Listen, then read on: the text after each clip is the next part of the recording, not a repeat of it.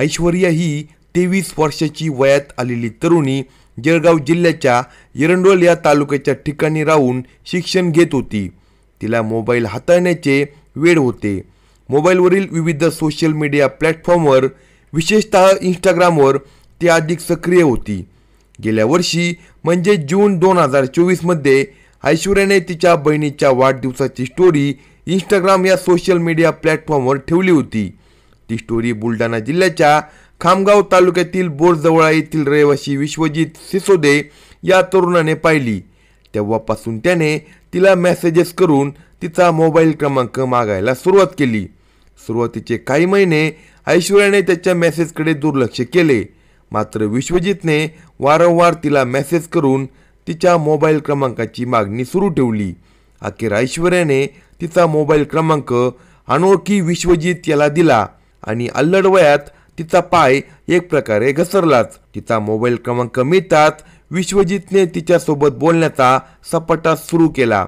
सुरुवातीचे काही दिवस मोबाईलवर बोलणे झाल्यानंतर त्याने तिला प्रपोज करत भेटण्याचा आग्रह धरला. बघता बघता ऐश्वर्याला आपल्यासोबत बोलण्यात गुंतवून ठेवण्यात तो हळूहळू यशस्वी झाला. तीही कमी अधिक प्रमाणात त्याच्यासोबत बोलण्यात बहकली. ती त्याच्यासोबत मोबाईलवर चॅटिंग करू लागली. तो तिच्यासोबत प्रेमाच्या गोष्टी करू लागला. तीही त्याच्यासोबत प्रेमाच्या गोष्टी करू लागली. तिच्यासोबत झालेले चॅटिंग त्याने त्याच्या मोबाईलमध्ये सेव्ह करून ठेवले होते.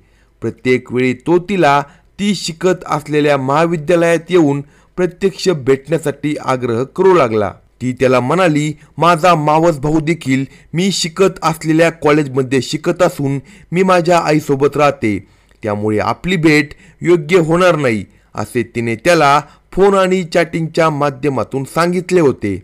तरीही तो तिला भेटण्यासाठी आग्रह करू लागला.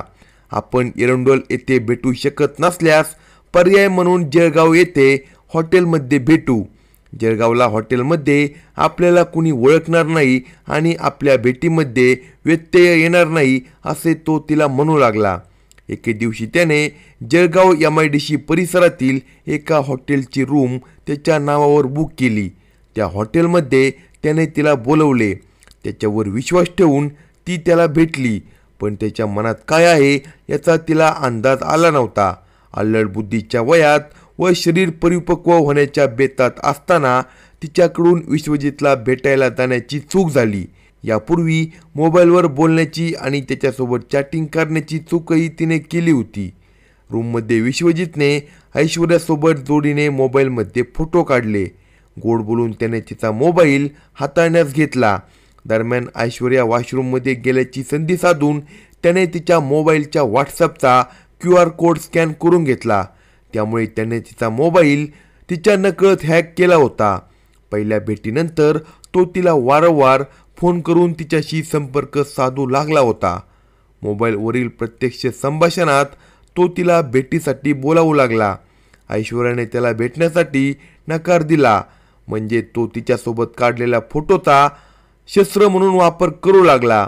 तुझे माझ्यासोबत काढलेले फोटो आणि व्हॉट्सअप चॅटिंग मी तुझ्या वडिलांना आणि नातेवाईकांना पाठवतो अशी तो तिला धमकी देऊ लागला.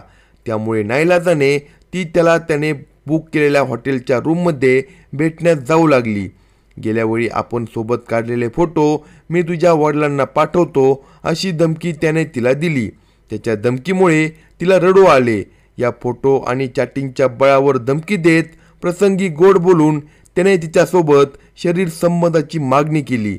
बळाचा वापर करून त्याने तिच्यासोबत शरीर संबंध केले.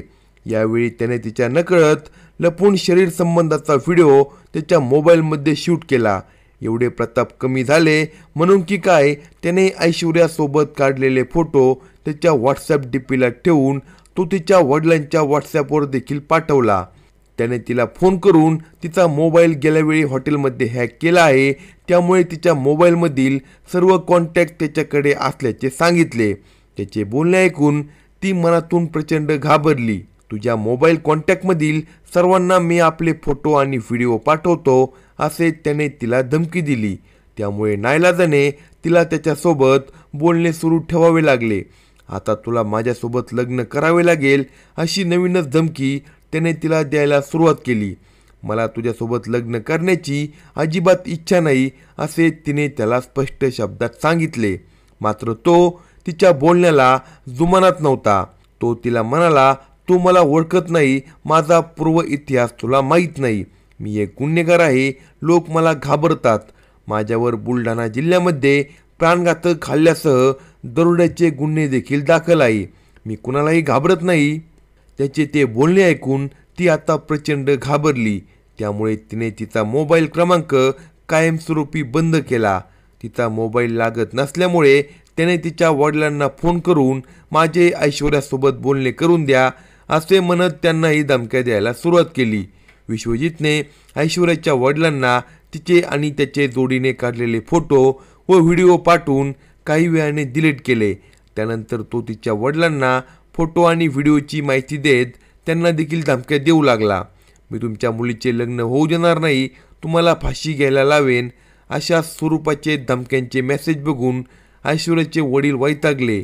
एवढे कमी झाले म्हणून की काय, त्याने तिची आत्या आणि चुलत बहीण यांनाही फोटो आणि व्हिडिओ पाठवून काही वेळाने डिलीट केले. अखेर वैतागून तिने या घटनेचा सोक्षमोक्ष लावण्यासाठी MIDC पोलीस स्टेशन गाठत पोलीस निरीक्षक संदीप पाटील यांची भेट घेत आपली व्यथा कथन केली. शनीपेठ पोलीस स्टेशनच्या पोलीस उपनिरीक्षक प्रिया दातीर यांच्या समक्ष पीडित ऐश्वर्याची फिर्याद घेण्यात आली. तिने दिलेल्या फिर्यादीवरून संशयित विश्वजित शिसुदे विरुद्ध गुन्हा दाखल करण्यात आला. अशाच नवनवीन क्राईम स्टोरी ऐकण्यासाठी कलम 302 या मराठी चॅनलला सबस्क्राईब करा आणि आपल्या प्रतिक्रिया कमेंट बॉक्समध्ये कळवा.